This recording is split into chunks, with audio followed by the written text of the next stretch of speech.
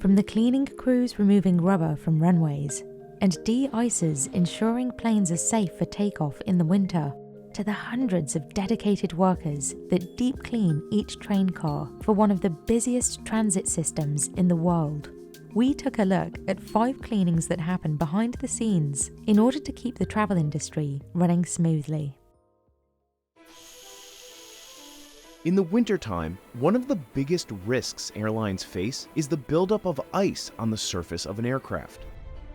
Ice impacts a plane's aerodynamics, and in extreme cases, can prevent a plane from creating lift.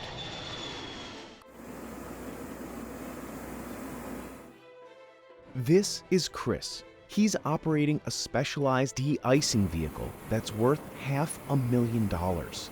Chris is a certified de-icing instructor for Delta Airlines, and he's been doing this work for 25 years. Chris and his team have one key goal when temperatures drop below 50 degrees. We have to have all the ice and snow off the airplane before we can allow it to go out. There's no room for screw-ups.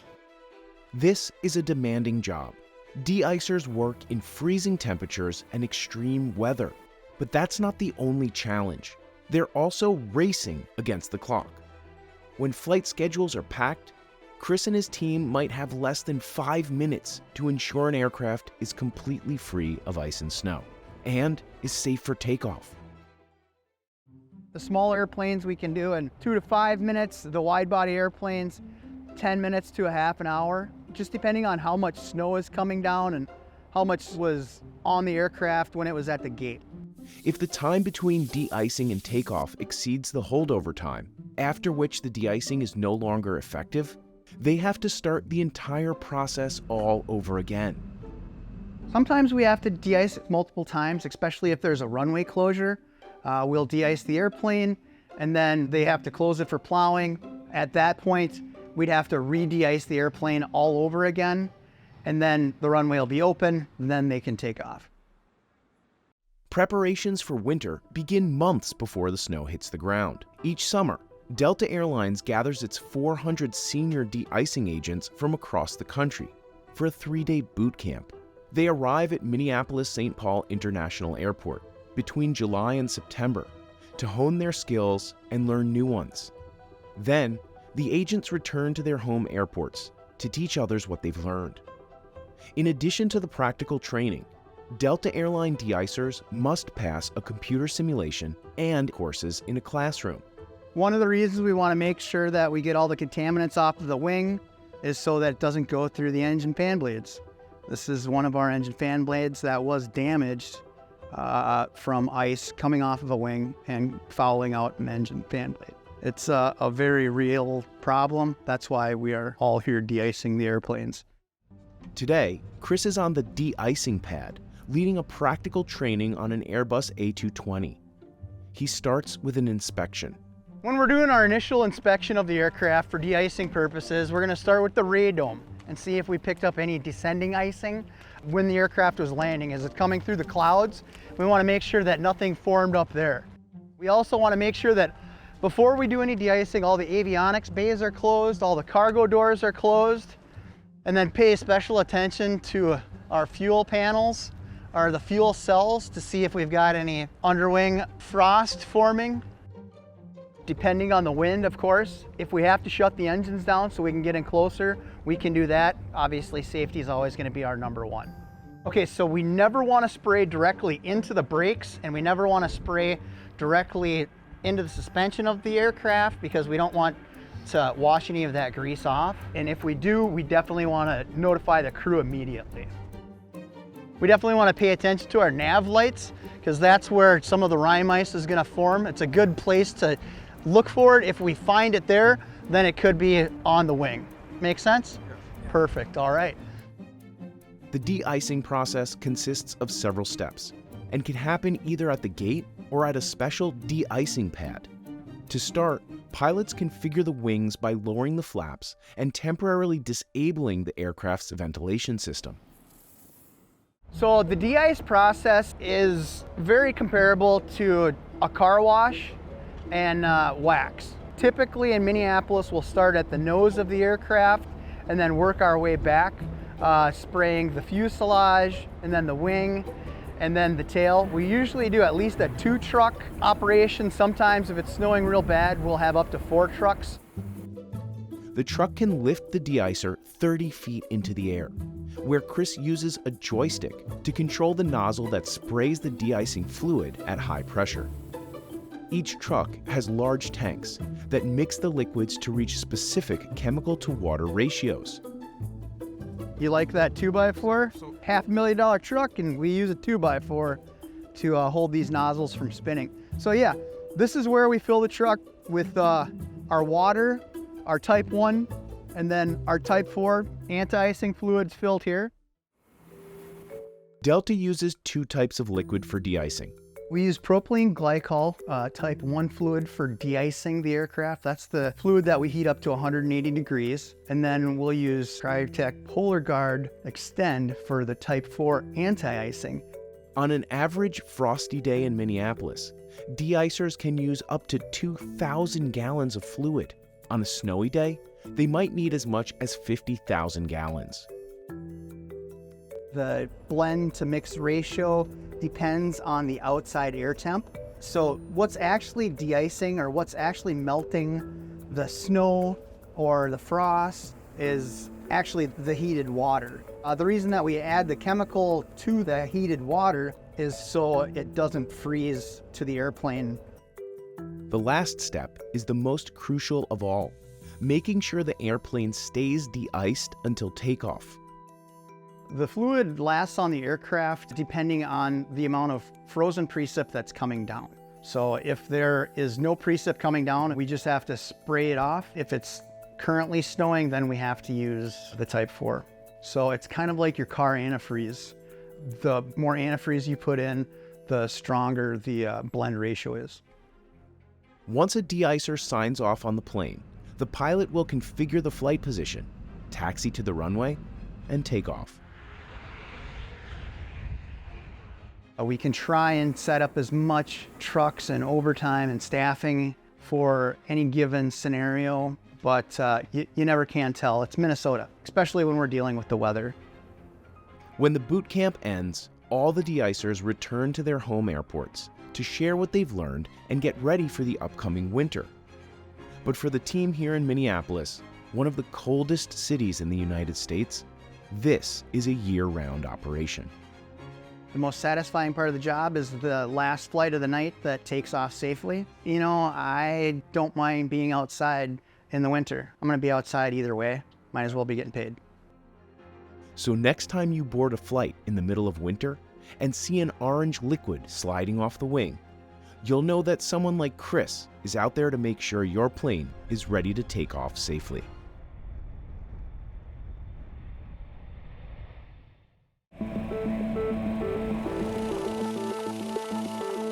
Every time a plane lands, each tire leaves around 1.5 pounds of rubber on the runway.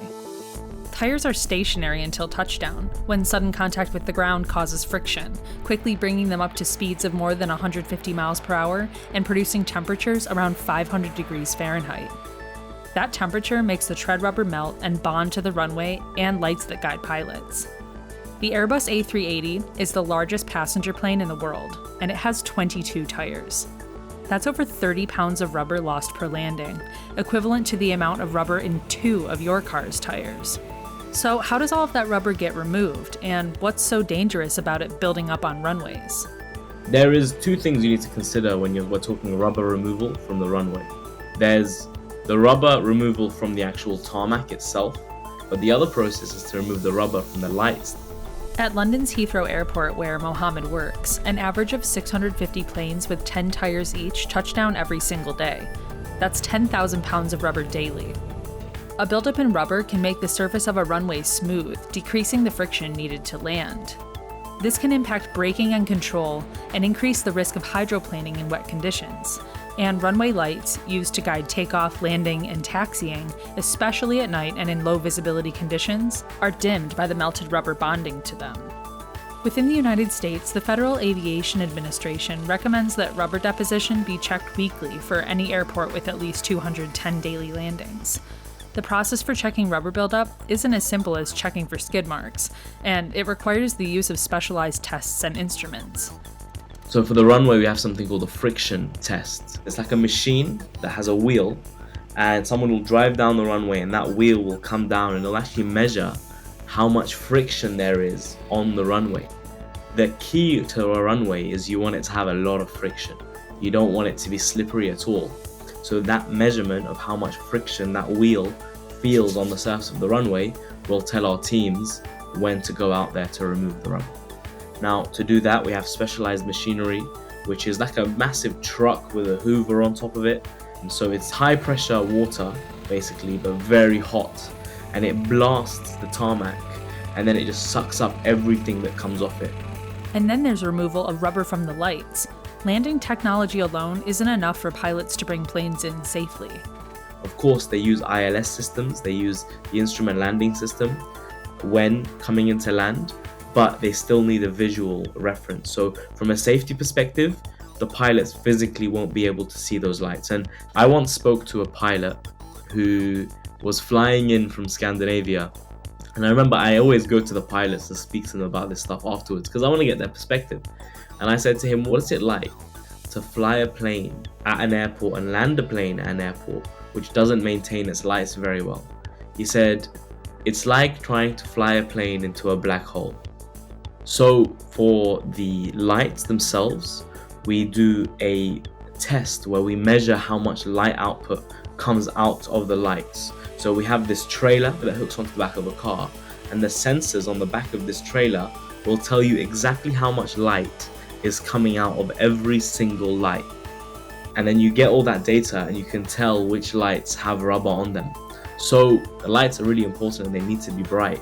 So to do that, we have another machine which uses dry soda, and it has somebody on the back with a lance, and they go from one light to another and they point this thing at it and they shoot powder, this soda powder, at the actual lens of the light, and they get rid of all the rubber that is on those lights. From when the last plane takes off at night to when the first plane takes off in the morning, there's a small window of time. Our runways need to close, so we need to wait till the last plane departs, and then after the last plane departs, that's when our teams can come on. So if you wanted to clean every single light on the runway, you can't really do it all in one night because there's that many of them. So for the lights themselves, we remove it at least twice per week. This is something that people don't ever really think about, but there's a whole team of people whose responsibility it is to make sure that these runways are clear. And actually people benefit from this job all the time because the only way that they're able to go on holiday and enjoy the world is by using these strips of tarmac called the runways. The Tokyo Metro system is famous for being one of the cleanest subway systems in the world. It transports an average of about 6 million people daily, and maintaining that reputation takes both an extensive amount of operational organisation and a ton of manpower. This is Takayuki, a cleaning supervisor at the rail yard in Ayase.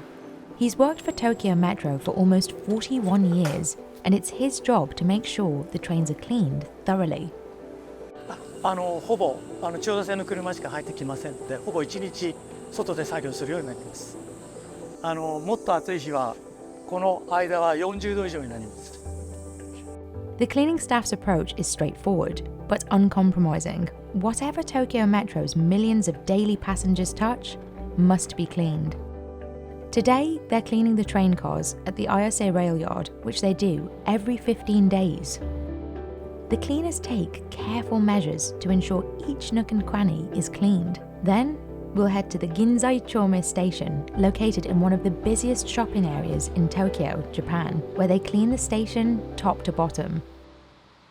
There are 41 trains on the Tokyo Metro Chiyoda line. The team cleans 3 to 4 trains a day. Once a train comes into the rail yard, cleaners start by picking up any trash they see. It takes 4 workers to clean the exterior. It's all done by hand, and cleaners start by hosing it down with water and then using brushes to scrub it with soap. 自動車の汚れをイメージしていただければわかるんですけれども、当然ほこりがつくのと、あと前面については光に虫が寄ってきますので虫が付着する。であとは、鳥の糞ですね、これが車体についているのが、多いですね。はい、そうですね、最近ちょっと多いですね。はい、ちょっとどこでついてるのかちょっとまだ原因はわからないんですけれども、このような汚れが、あります。If the stain does not come off with a brush and soap, then they use a pad to scrub it off. Next, they rinse off all the soap. Meanwhile, other staffers clean the interior. It takes 10 workers, and they start at the top of the car and work their way down to the bottom. 一番大きなところはやっぱりお客様が、手に触れるところですね。つり革ですとか手すりですとか、あとそれと、お客様が直接車内に入った時に、目につくるところですね。床ですとか、あとは車内の内板ですとか窓ですね。お客様の目に、よくつくところが入念に清掃しております。The first step is to clean the area where advertisements are placed. Then they clean the luggage racks and then the wall area. They use rags and dusters to clean each part. はい、シートの清掃がありますので、シートの清掃については家庭にありますこのほうきを使って、このように汚れをほこりを落としていきます。Cleaners then tackle the floors and start by mopping. They also use sticks to clean crevices near the entrance of each door.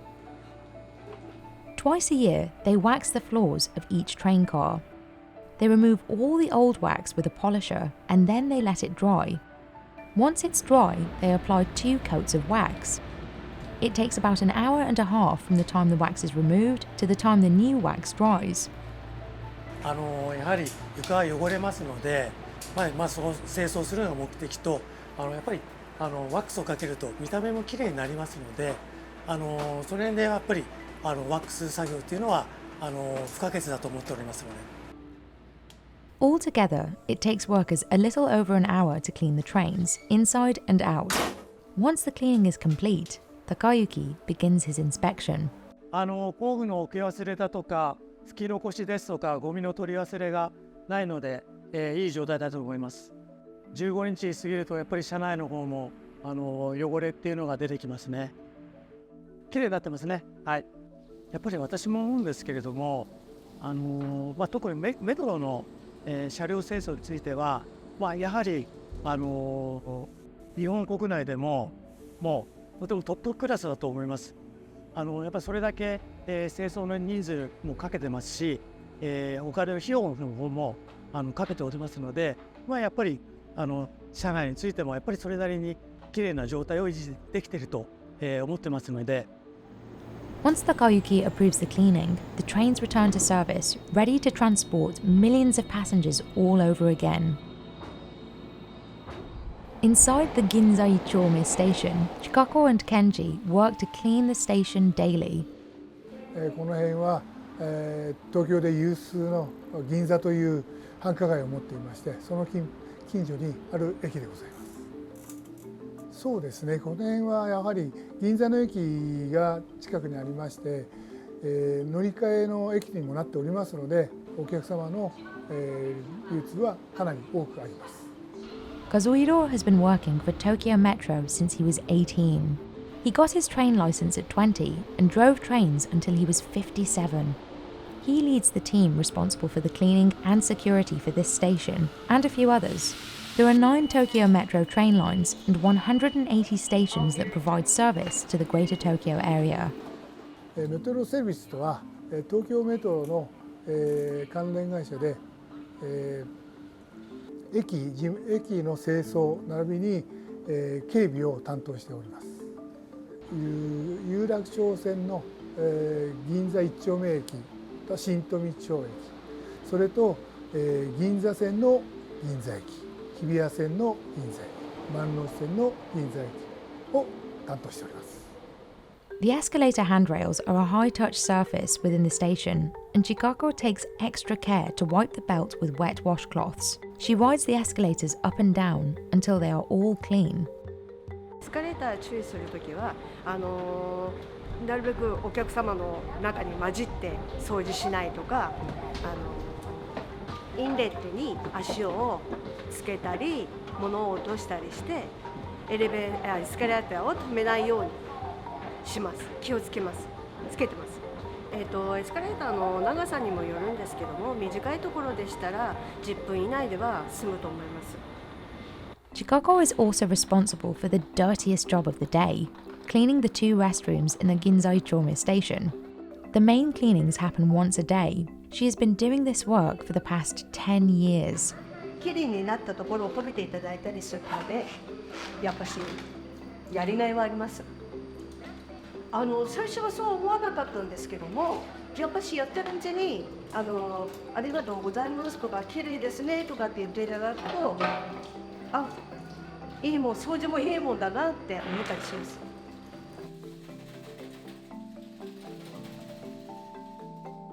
The first thing Chikako does is check for any large pieces of trash. If there are none, she sets up a fan and leaves it on throughout the cleaning process. Efficiency is one of the key parts of her job, and the fan allows the bathroom to dry quickly so as not to disrupt any customers who may need to use it. これはオゾン機って言いまして、匂いを取ったり、尿石を取ったりします。常に使うようにしてます。どうしても匂いが出てきてしまうので、これを使いますね。今日はとても綺麗でした。なんかいつもと違いますね。Chikako sticks the ozone machine hose down the toilet and turns it on. Then she scrubs each toilet by hand to make sure it's clean for the next customer. She also cleans the walls. It's important that she's using the right tools for each space so as not to cross-contaminate areas. She uses a red dust cloth to clean areas from the knees down, which is called the contamination zone, and a green one for clean zones, which are areas above the knees, such as mirrors and sinks. それを掃除してきれいにするって、それでお客さんが喜んでくれればそれでいいと思ってやってます。ここ3年ほどコロナがありまして、清掃の人員が少なくなってしまった時にはやはり匂いですとか汚れがかなり強く出てまして、お客様からもご意見が出ておりました。駅のトイレを利用したお客様がやはりきれいで、使いやすいと思うと、結局リピーターになっていただけるのかなと思いまして、それがメトロの中でお客様の需要が増えるというようなことになると思いますので、きれいなトイレを目指しております。Chikako is also responsible for cleaning the barrier between the platform and the train doors. The top part is cleaned daily, while the lower part is cleaned once a week. The staff makes sure the station platforms and walkways are clean for customers. They do cleanings with brooms every day, but they also use a machine to clean the floors twice a month. The machine works by sprinkling water onto the floor, scrubbing with a brush, and then collecting the dirty water with a squeegee. This way, there is no water left behind and no slippery floors. やった後とやってる後ではやっぱり違いますね。見てて分かるぐらい、遠くから見てるのははっきり分かりましたね。Kenji also goes around daily with a shoulder vacuum and manually vacuums up any trash and dust he comes across, especially in hard to reach areas. バグを見つけましたら、このケレンという道具でポリガムを下から取るような感じで取ります。人がやっぱりいない朝ラッシュ、夕ラッシュを避けて閑散時ですね、メインにある程度人目や時間帯いない時間帯を避けながらやるっていうのが一番になると思います。Japan has a long history with cleaning and cleanliness that persists today.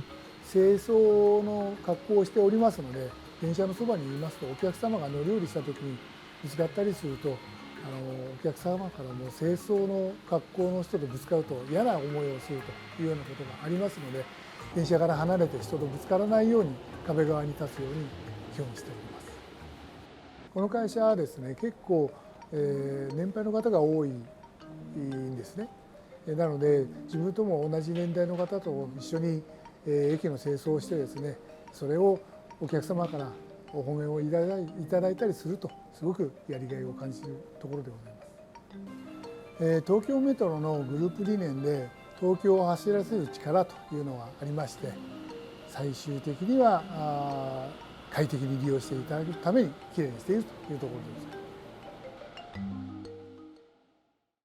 Now we head off to sea and climb aboard one of the world's largest cruise ships, Royal Caribbean's Symphony of the Seas, to watch how workers deal with millions of pounds of water, food, and dry waste every year. This cruise ship is basically a floating city, and just like in a normal city, all its residents produce a lot of trash. But there aren't any garbage trucks here to scoop it up and take it away. We're at sea, obviously. And since waste can't and shouldn't just be dumped in the ocean, well, what do cruise ships do with all of it? This is something the industry's been dealing with for years. Carnival Cruise Line is coming clean about polluting oceans. Princess Cruises was fined $40 million in 2016 for illegal dumping, and Carnival got hit with a $20 million fine in 2019 for disposing of plastic waste in the ocean. Carnival Corporation's issues really brought the need for better technology so that these ships can operate more efficiently. Cruise lines have been working on systems to purify water and deal with waste inside ships. Up until now, these types of options weren't available. All this new tech was built into Royal Caribbean's largest and newest ship, Symphony of the Seas. The company says it's a zero landfill ship, which means it uses everything from recycling to water filtration to deal with its own waste. And this guy is in charge of making sure no single water bottle is unaccounted for. Welcome to Waste and Recycling Center. We're down on Deck 2, a secret crew-only area of the ship. Crew members check all the ship's trash cans for recyclables and bring them down here for Alex's team to handle. Despite being the only waste facility on this massive ship, it's surprisingly quiet. Alex said the busiest time is in the morning, when things are unpackaged for the day.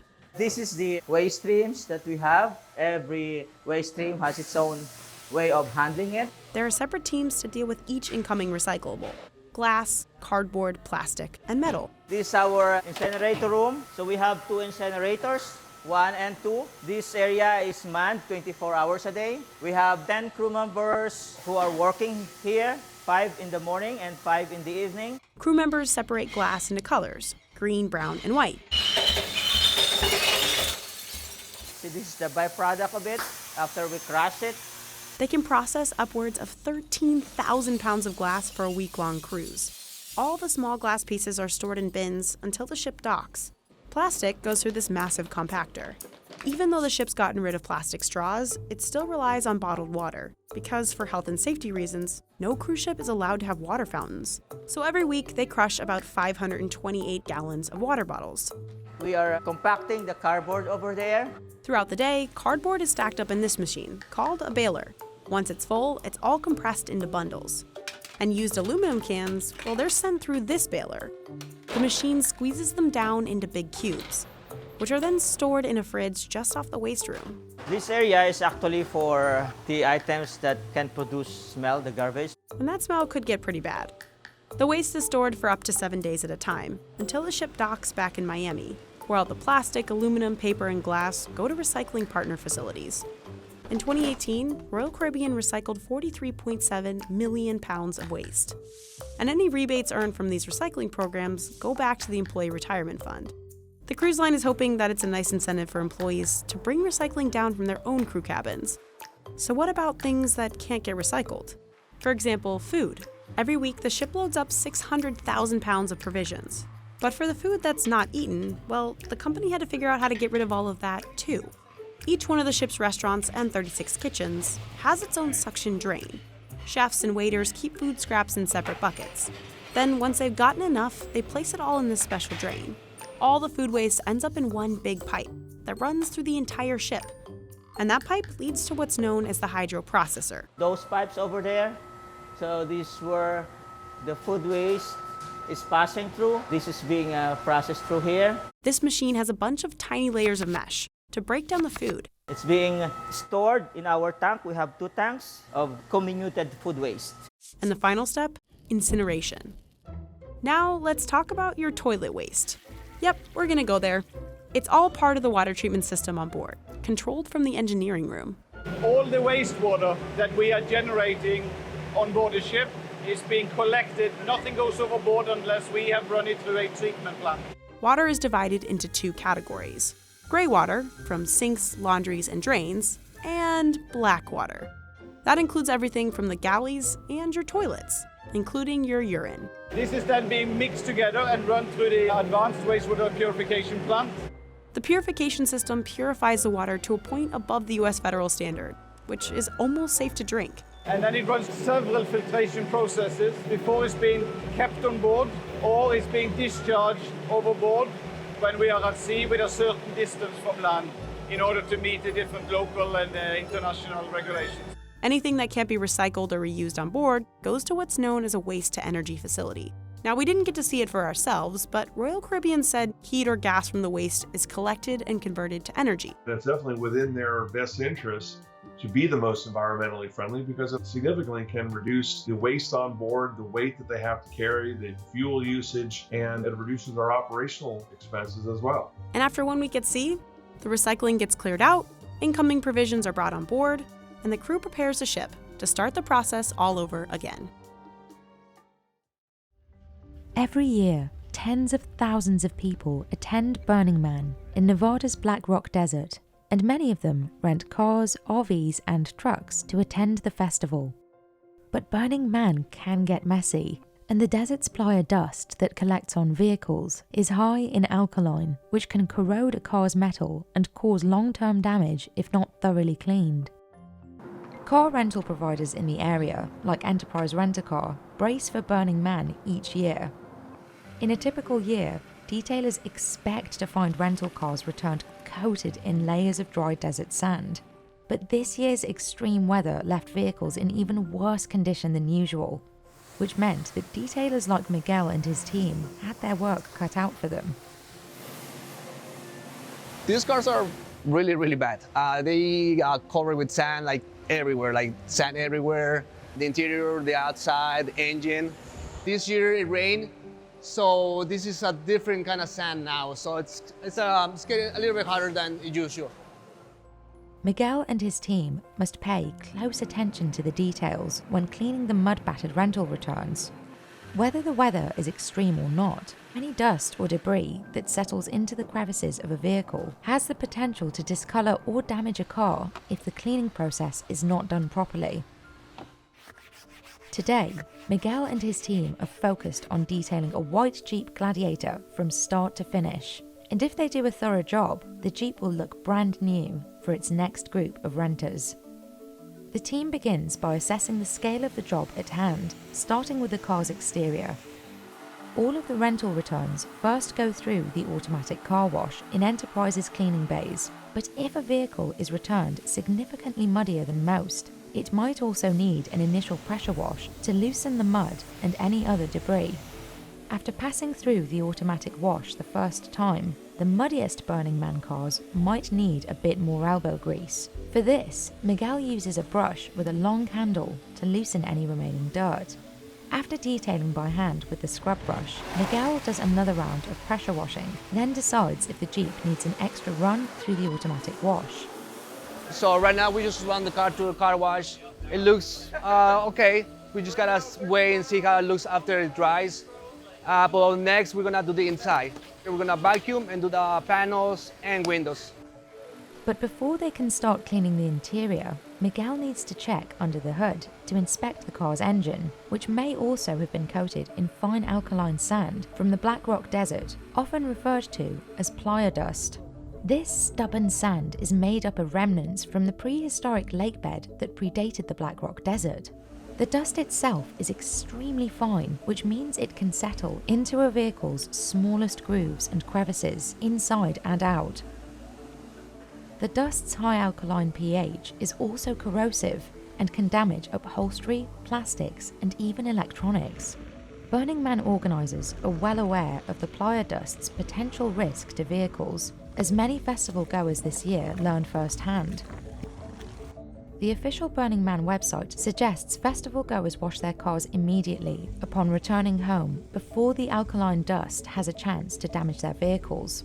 It recommends using an air compressor to blow the dust off the engine. In extremely dirty cases, pressure washing may be the most effective method of deep cleaning, but this requires a level of equipment and expertise that's best left to trained professionals like Miguel and his crew. When they're ready to clean the interiors, Miguel removes the Jeep's floor mats. He scrubs a detergent deep into the mat's fibres and uses the pressure washer to rinse off the suds. Finally, he runs an extractor over the floor mats to remove excess moisture. Next, the team gets to work cleaning every interior surface. This phase includes deep cleaning the upholstery and interior doors and detailing the dashboard, center console, gearbox, and steering wheel. They dry vacuum loose plier sand before applying cleaning solutions, deodorizers, and disinfectants. So right now, this is with the thing that we use for the interior. It's a multi-purpose solution that we use. We're gonna use it on the seats, hopefully help us with all the stains and the sand and the dirt. They use small handheld dust brushes to loosen ground-in dirt and microfiber cloths to wipe down the hard plastic surfaces until they're spotless and dry. This sand is different because it's kind of like chalk. It sticks on the panels and the car and the tires. So it's a different kind of sand. That's why we gotta use these special chemicals and pressure washer. The last step of the detailing process is drying the floors and seats of the Jeep. Then the Jeep is nearly restored to its pre-festival state and is ready for any finishing touches before its big reveal. We just finished the interior. We did the carpets, the seats, and the plastics. Right now we're gonna do pressure washing one more time. There's still some sand, there's dirt under the tires.